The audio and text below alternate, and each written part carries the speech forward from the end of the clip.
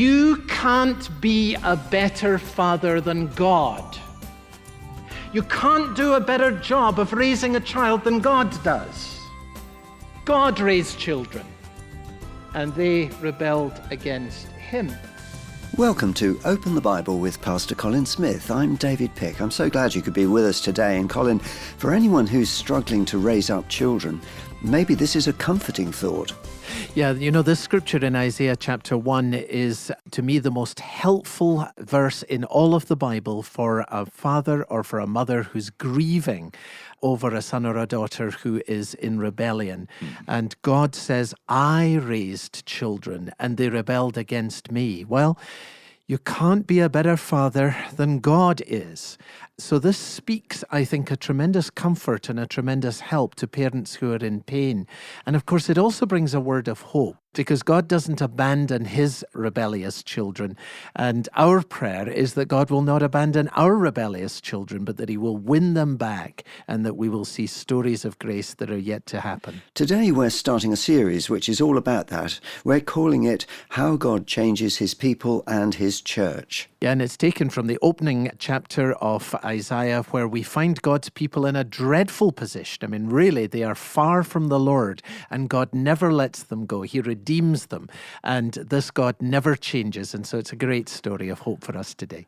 As you heard, we're looking at Isaiah chapter 1 as we begin the message, Rebellion. Here's Colin. Now, if you have your Bible open at Isaiah chapter 1, I want to draw your attention to what I think is one of the most striking statements from the mouth of God in all of the Old Testament. It's in verse 2. God says, "Children have I reared and brought up, but they have rebelled against me." Now think about this. God says, I raised up children, but they have rebelled against me. God said that. Now, immediately, some observations from that. The first, of course, is that God has children. And the reference here to the children God had raised is, of course, to the nation of Israel. Remember, God had brought the 12 tribes descended from the sons of Jacob out of slavery. He had adopted them as his own children. He had made a national covenant with Israel in which he said, I will be your God and you will be my people. And God raised these children. Children have I reared and brought up. In other words, these children with whom God had made this covenant were the focus of his constant attention and of his fatherly care. As any parent, God bonded with them. He invested himself in them. He gave himself to them, to these children, and he did it like any parent with great gladness because they were indeed his children. By the way, how much does it cost to raise a child? I Googled that this week, and here's the answer. The average cost of raising a child, this is a child born in 2013, so it's projecting forward. A child born in 2013, for you to raise that child to the age of 18 in a middle-income family in the US, according to the Department of Agriculture last year, says that will cost you $245,000, or if you adjust it for inflation, $304,000. Now, it is the Department of Agriculture, so presumably they thought that the parents would be feeding the children steak every night.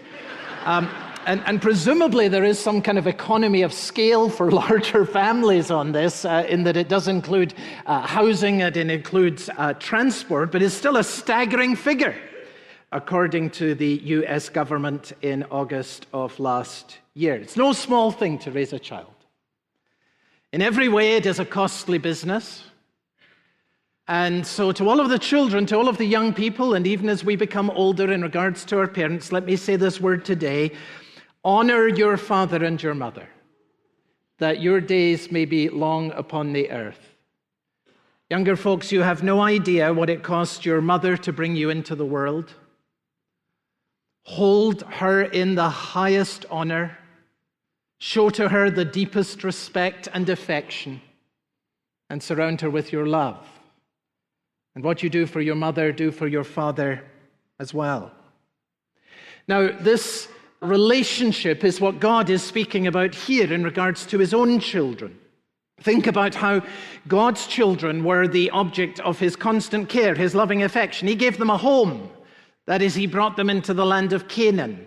He provided for them when they had nothing in the desert, and then he brought them into a land that was flowing with milk and honey and gave to them an abundance. He guided them in all of their ways, the pillar of fire, the pillar of cloud. He guarded them and protected them from all of their enemies. God did all of these things as a loving father for all of the children he had raised. But notice what he says here, verse 2, God's children rebelled against him. I raised children, but they have rebelled against me. And the emphasis in this verse is on the they. I raised children and they rebelled against me. I mean, of all the people in the world, the ones for whom I've provided so much, the ones I have blessed in so many obvious ways, the ones on whom I have lavished such love and care and personal attention, they have rebelled against me.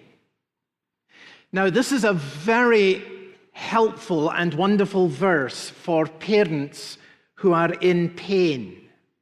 And there will be those within the congregation who will immediately say, that's the verse that I need to take hold of right now. Here's your situation. God gave you a son, a daughter. You've loved them. You've raised them. But now your son, your daughter has rebelled against you. And what we're learning here is that God himself knows what that is like. He knows the experience that you are facing right now. God's rebel children don't want to listen to him. See, why does it say in verse 2, hear, O heavens, and give ear, O earth, for the Lord has spoken? Why is God speaking to the heaven and the earth when he's actually addressing his children? The answer is that the children aren't listening. Matthew Henry says, despairing of gaining an audience with his own children, God addresses himself instead to the heavens and to the earth. And God's rebel children, not only are they not listening to him, they really don't want to know him. That's verse 3. The ox knows its owner and the donkey its master's crib, but Israel does not know. My people do not understand. So there's something even against the course of nature here. That's what God is saying. Even in the animal kingdom, the ox and the donkey, they know where their food comes from. They have an awareness of that. They know who their owner and their master is. But God's children, to whom he has provided so much and on whom he has lavished this constant care, they don't even know him. They have the most strangely distorted ideas about him. If you're a parent in pain, you may find that this is part of your experience, that here this son or this daughter has a view of you that is altogether different from reality. And you say, now, where in the world did that come from? They don't know him. And they don't want to know him. They are estranged from him. Look at verse 4. They have forsaken him. Worse than that, they despise him. And so they are, verse 4, estranged from him. In other words, there is no interest in the lives of these children in a real relationship. All they want from the Father is what they can get from him. No affection, no real interest in any relationship. And you really can't read these verses without feeling the great pathos in the heart of God. I raised children, and they have rebelled against me. And if this is your experience, then you will probably know what it is, a mother and a father, to look at each other and say, what in the world did we do wrong? What did we do that was so wrong? And of course, there are no perfect parents, and all of us who are given the trust and the privilege of raising children look back and see things that we might have done differently and better and so forth and so on. But I want to give you this from the Bible for your help and for your encouragement today. Listen, you can't be a better father than God. You can't be a better father than God. You can't do a better job of raising a child than God does. God raised children, and they rebelled against him. Now, this is Very important for the help and for the comfort of parents who find themselves in times of pain and of distress. God knows your pain. He is a father, and he knows this pain in his own heart. And knowing that children raised even by the most perfect father chose to rebel against him will be of some help if you should go through these deep waters of your children rebelling against you. So I find this one of the most remarkable statements in the Old Testament, coming directly from the mouth of God. You're listening to Open the Bible with Pastor Colin Smith and a message called Rebellion. It's from our new series, 180 Degrees, How God Changes His People and His Church. If you ever miss one of the series, you can always catch up or go back and listen again online. Come to our website, openthebible.org.uk. There you'll find all the messages which have already gone out on air. You can also find our messages as podcasts, and those are available on all the main podcast sites. Search for Open the Bible UK and subscribe if you want to receive regular updates. Back to the message now. Here's Colin. Now, why are we looking at these words and at this chapter in these weeks that we share together? 3 reasons. First, we're looking at these words because they speak to our nation. Israel had been blessed as a nation. Of all the nations in the earth, they carried the name of God. They experienced the blessing of God.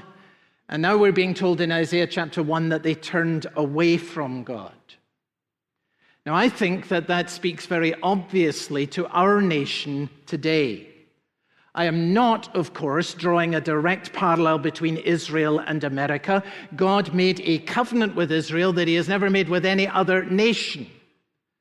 But surely there is some sense, as we apply the scriptures to ourselves, that in some sense this country has throughout its history carried the name of the Lord. Every time you take out a dollar bill, it says on the back, "In God we trust." And the reference there has been to the God of the Bible, carried his name. And as a nation, it is beyond dispute that God has blessed us in extraordinary and in very, very wonderful ways. And also it is beyond dispute, surely, that as a nation we are increasingly turning away from God. An increasing number of Americans do not want to listen to God. They don't want him to be in their lives. I mean, just to give you a little snapshot of that, just in the time, folks, that I've been in this country, since our family came here, which is nearly 20 years ago, so not a terribly long time, but in the time that we've been in this country, the attendance at church on an average weekend has dropped by half. It's been cut in half. It was 35% of the population in 1999. It's 17% estimated today. Half just in that period of time. That's one reason why there's such a critical need for Christian mission in America today. We thank God with a full congregation that the Orchard has doubled in size during that period of time. But when you look at the bigger picture, those who are attending churches across the nation cut in half. That's why the mission of those who really believe is so critical to the life of our country that we love so much. As a nation, it could be said of us in large measure that having carried the name of the Lord and having experienced the blessing of the Lord, we are in increasing measure forsaking the Lord, despising the Holy One, and becoming utterly estranged, verse 4. Secondly, we're looking at these verses of the Bible because they speak not only to the nation, but also to the church. These are words, of course, that were spoken in the first instance to God's people. And is there a sense in which these words speak to the church today? Is there a sense in which the church in America today is moving away from being centered in God? Yes, I think there is. In large measure, Christianity in America is becoming more and more about us. Bottom line for thinking about strategy for churches more and more becomes, what do people want? Why? Because the center of interest is more in fulfilling people's desires than in obeying God's commands. Center of gravity is more, what are we looking for? What do we want? Than seriously asking the question, what does the Lord require of us? And then thirdly, we're looking at these verses in these weeks because they speak also to us in the most personal way. And of course, this is always true. Every time we open the Bible, God is calling us to examine our own hearts. And it starts with the one who speaks, and all of us who hear. We see what's wrong in the world. We see trends and drifts within the church. And then what we have to do is we have to examine our own hearts. And when we do, we will often find that the roots of the same sins that we see in others are actually hiding in our own hearts as well. So Isaiah chapter 1, which really is a kind of summary in many ways of the message of the entire book, is of huge importance as a message to the nation, a message to the church, and a message to every one of us individually today. Now I want you to look with me, if you would, at the portrait that we're given here of God's rebel children. Verse 4, first description, that they are laden with iniquity. A sinful nation, a people laden with iniquity. They have forsaken the Lord, they have despised the Holy One of Israel, and they are utterly estranged. Very striking phrase, isn't it? Laden with iniquity. It speaks of weight. It speaks of a burden that is being carried.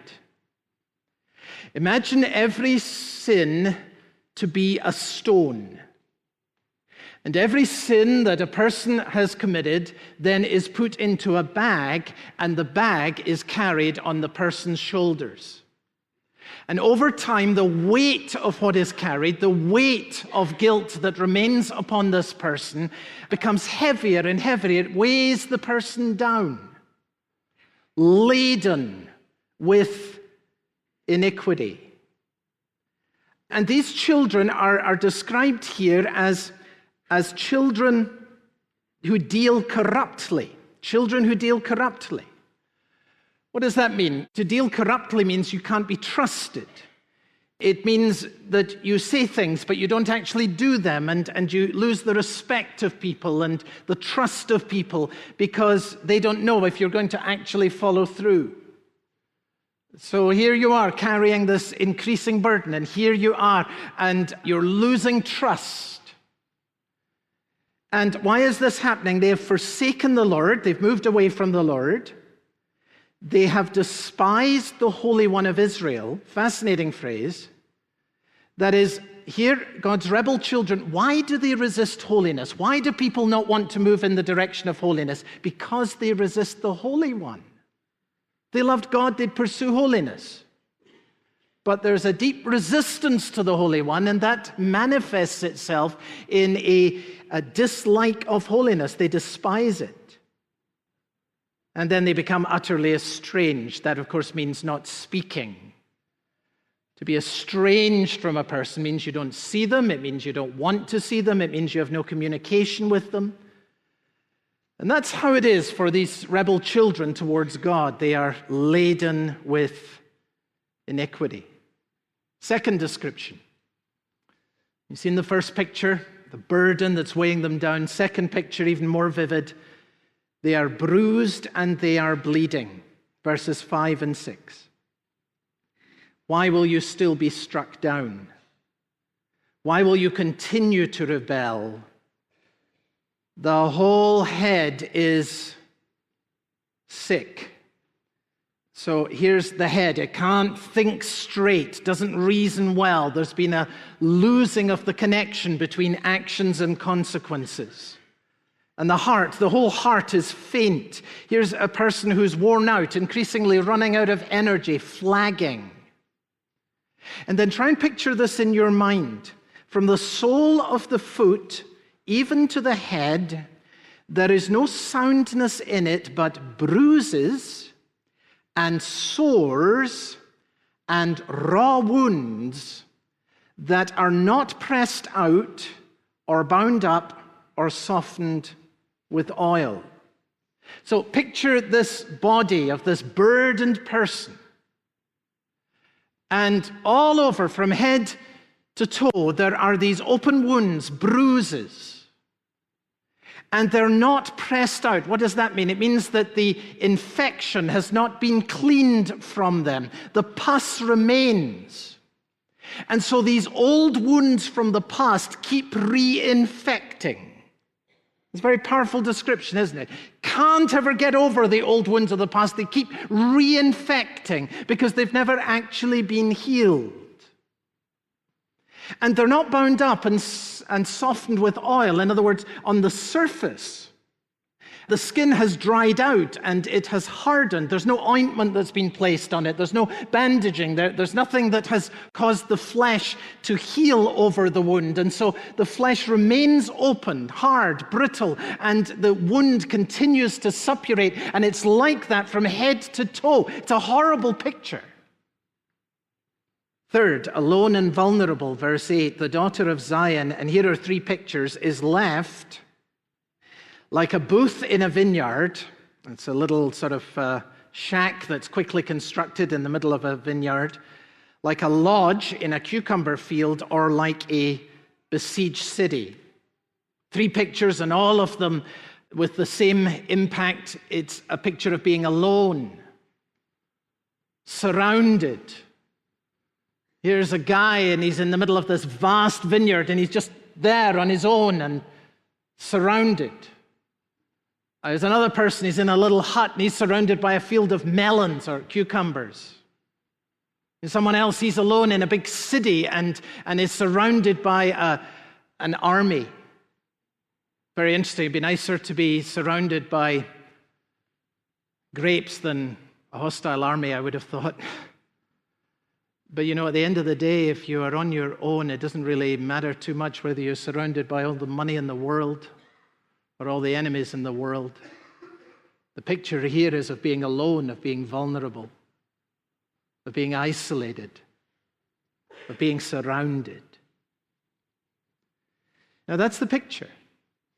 God's rebel children, laden with iniquity, bleeding and bruised, alone and surrounded, vulnerable. You've been listening to Pastor Colin Smith on Open the Bible and a message called Rebellion.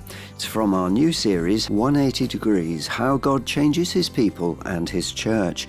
In this series, we're looking at God's people in the book of Isaiah, the nation of Israel, how they fell, where they found hope, and how God restores His people. And of course, this includes us as Christians in the church today, when we become unfaithful to Him. So I hope you'll stay with us for the rest of the series. If you do ever miss any of the series, or if you want to go back and listen again, you can do that by coming online to our website, openthebible.org.uk. Open the Bible is supported entirely by the generous gifts of our listeners, and if that's something you've been considering to do, then we have an offer for you this month. If you're able to set up a new direct debit to the work of Open the Bible in the amount of £5 per month or more, or a one-off gift of £50 or more, we'd love to say thank you by sending you 3 copies of Pastor Colin Smith's devotional Green Pastures, Still Waters, Comfort in Dark Times from Psalm 23. Colin, this devotional comes from a sermon series that you preached a while back, and as you prepared for the series, what was the main thing you took away from it? Oh, that single word, encouragement. I mean, I can't think of any better place to go when a person feels down or jaded or just generally exhausted. If you need encouragement, Psalm 23 is the place to go. And God has been using this psalm to encourage his people for 3,000 years. And I reckon that's probably the reason why this is one of the best known and best loved chapters in all of the Bible. I mean, to know that in Christ you have a shepherd, and that in the shepherd you have everything that you need. That is the greatest joy, and that will renew your strength. So I'm absolutely delighted that we're able to make this available as a devotional. You can read it over 31 days, and it will renew your strength. It will refresh your soul. Psalm 23, one of the best known, best loved chapters in the Bible. Well, if you're able to begin supporting Open the Bible with a gift of £5 per month or more, or a one-off gift of £50 or more, we'd love to thank you by sending you 3 copies of Green Pastures, Still Waters, Pastor Colin Smith's devotional based on Psalm 23, along with a special Open the Bible pen and bookmark. Full details, terms and conditions are on our website. That's at openthebible.org.uk. For Open the Bible and Pastor Colin Smith, I'm David Pick. Thank you for joining us today, and I hope we'll see you again next time. What's it like to be a rebel child of God? Find out next time on Open the Bible.